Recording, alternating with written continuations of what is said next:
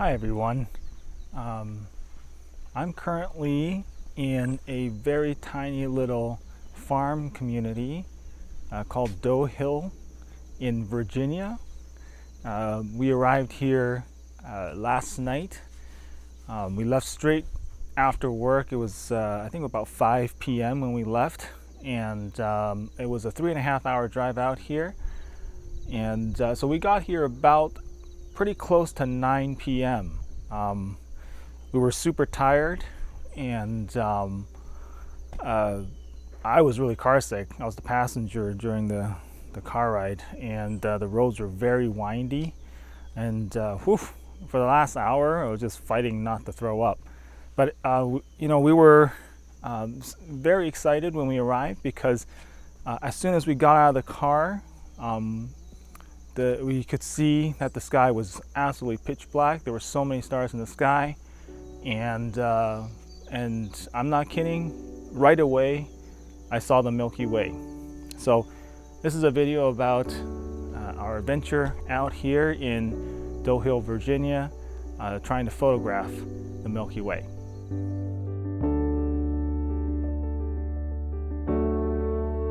Alright guys, so obviously I'm back at home now. So I want to just talk a little bit about the astrophotography part of my trip, because that's probably what you guys are mostly here for, and then I'll talk about the rest of my trip towards the end of the video. So like I said, I went to Doe Hill, Virginia, which is a Bordeaux class 3 in terms of darkness. And that was why I chose to go there. It's probably one of the darkest skies you can get on the eastern part of the United States. So I chose to go this past weekend because the end of September corresponded with a new moon. And when you want to shoot astrophotography, it always works better when you have clear skies. So when you're shooting astrophotography, obviously you want there to be as little light pollution as possible, not just from the ground, but also from the moon. The reason why I had to book it on Friday right after work was because even though new moon was supposed to happen on the Saturday, the forecast was calling for rain.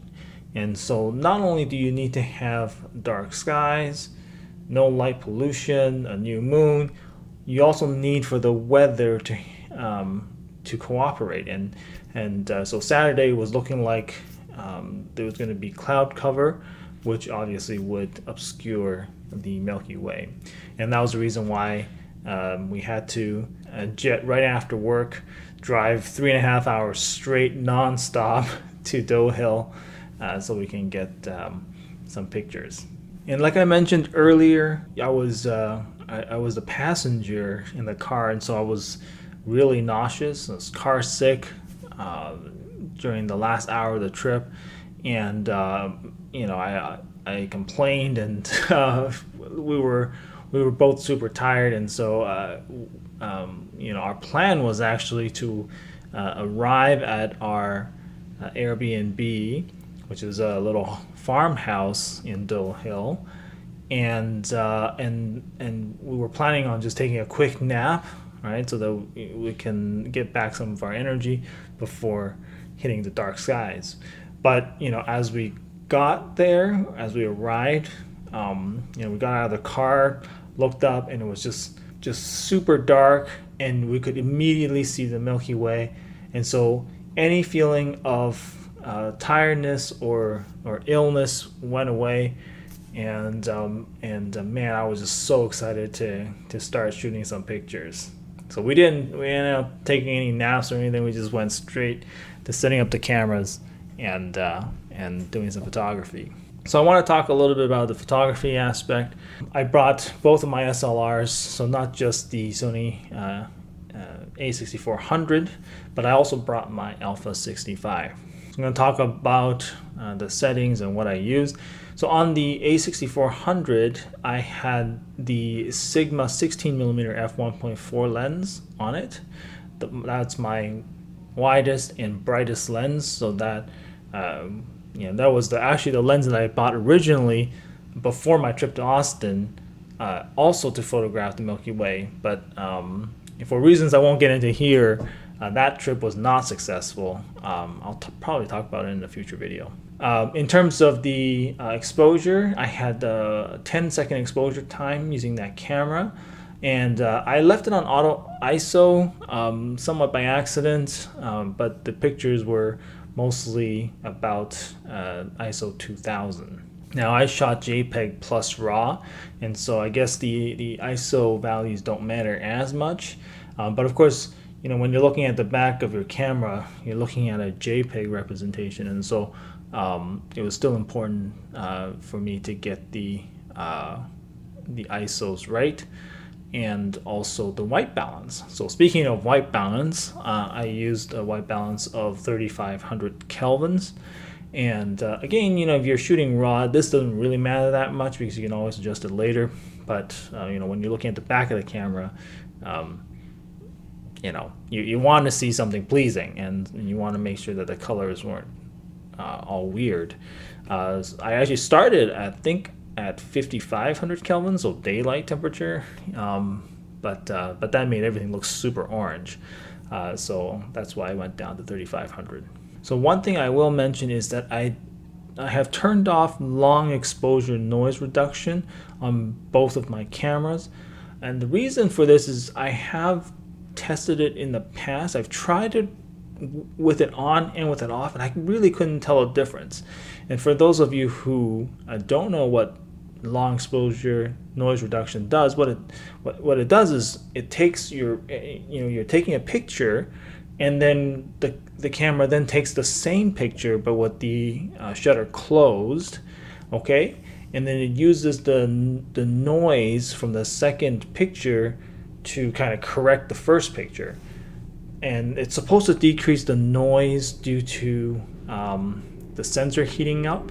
But the downside, of course, is that you are taking two pictures for every one shot, and so it doubles the amount of time it takes to take every picture. So if you have a exposure time of 10 seconds, if you turn on noise reduction, it'll be 20 seconds to actually produce the picture. And like I said, I've tested this in the past. I didn't really notice a big difference, and so I just gone ahead and turned it off. Now on my Sony Alpha 65, the lens that I used was the 16 to 50 millimeter f2.8 lens. That's the widest, brightest lens I have for the A mount. So I used it at 16 millimeters and of course wide open at f2.8. Because of the decreased amount of light, my exposure time was a little bit longer, so 15 seconds, and I used ISO 3200. If you're into astrophotography, you probably have heard of the 500 rule, and if you use the 500 rule, supposedly I should be able to get exposures of about 20 seconds, but in my opinion, that 500 rule is way too generous, and you're likely to see some star trails.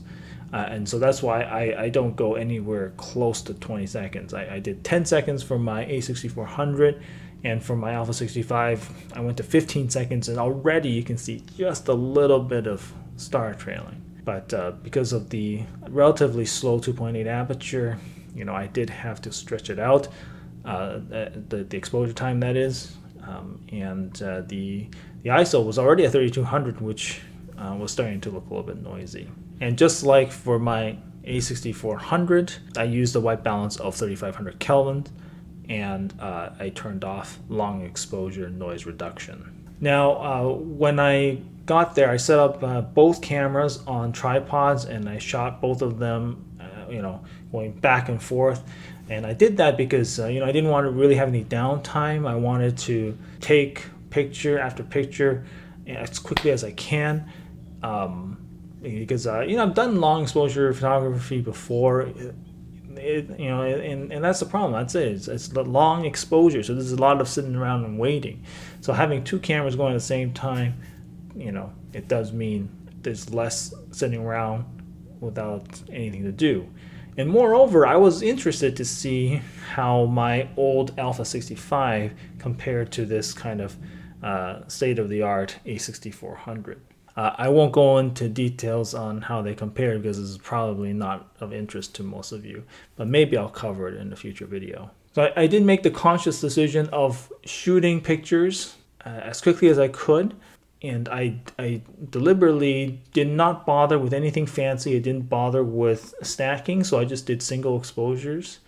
I didn't bother with any time-lapse video, even though these are things that I do want to try in the future, but for this trip, I very specifically chose not to do any of those things because this is literally my first time seeing the Milky Way, and so I just wanted to focus on enjoying the experience. So I think all in, I probably only spent about half an hour taking pictures, and then I tried to spend as much time as possible just sitting out there in the dark and just looking and just enjoying the darkness. Now, the pictures that I've shown thus far have all been raw images that have been touched up and kind of edited a little bit for dramatic flair. I want to point out to you that is not what the Milky Way looks like in person. And so yeah, even though when I arrived at the destination and I got out of the car, I looked up and I was like super excited to see the Milky Way. It is by no means close to what you're used to seeing on the internet, because those have all been edited, retouched, and with lots of extra color thrown in, and all had the benefit of long exposure. So the Milky Way, as it appears to our human eyes, does not look anything like that. But that said, it's still impressive. So I do think it is something that is worth experiencing if you haven't seen it before. What it really looks like, and I will show some pictures of what I think it looked like in real life. But basically it looks like two stripes of faint smoke, and it's about that wide in your field of view. There's like two white stripes going straight up and then a black stripe in the middle going up, and it looks just like very faint smoke, but it's not smoke because obviously smoke would move. You could see smoke moving, but these stripes, they're more or less stationary. Of course, the Milky Way moves throughout the night as we travel through space, but the movement is so slow that it looks stationary to our eyes. And so the pictures that I'm showing you are, again, those same raw files that I got from the cameras, but I've edited them to make them look more like how it looked in real life. And one of the things you'll notice is that there's very little color, and that shouldn't be surprising because when there's so little light, our color vision goes, and so for the most part we just see black and white, and we only really can bring out the color when we do long exposures using photography. So that's about it. That's all I wanted to say about my first ever experience seeing the Milky Way and my first ever experience successfully photographing the Milky Way. There's a lot more to this story that is very interesting that I'll probably tell in another video. Astrophotography is something that takes so much planning and so much additional work, and it was a big learning experience for me. So I'll probably talk about it some more in the future. So instead, for the rest of this video, I want to just talk a little bit about the rest of our trip. So, we only stayed up in Doe Hill for one night, and so the next morning we packed up and headed out. We did take a little bit of time to kind of just walk around the farm and look at the sheep and the cows that were there. It is a working farm. The owners of the property, we could see him out there feeding the sheep and going about on his tractor. So yeah, we kind of walked around and kind of just enjoyed the country air. And then shortly thereafter, we headed out, and I should say that our trip back was broken up a little bit because we weren't in quite the rush that we were when we were headed to Doe Hill. So we made plenty of stops. Our first sort of major stop was at Seneca Rocks. It looks like some bare rock jutting out of the mountain, which is pretty interesting for the Appalachian landscape, because most mountains in the Appalachians are covered in dense forest. So after Seneca Rocks, we then drove through a couple of small towns. One of them is Davis.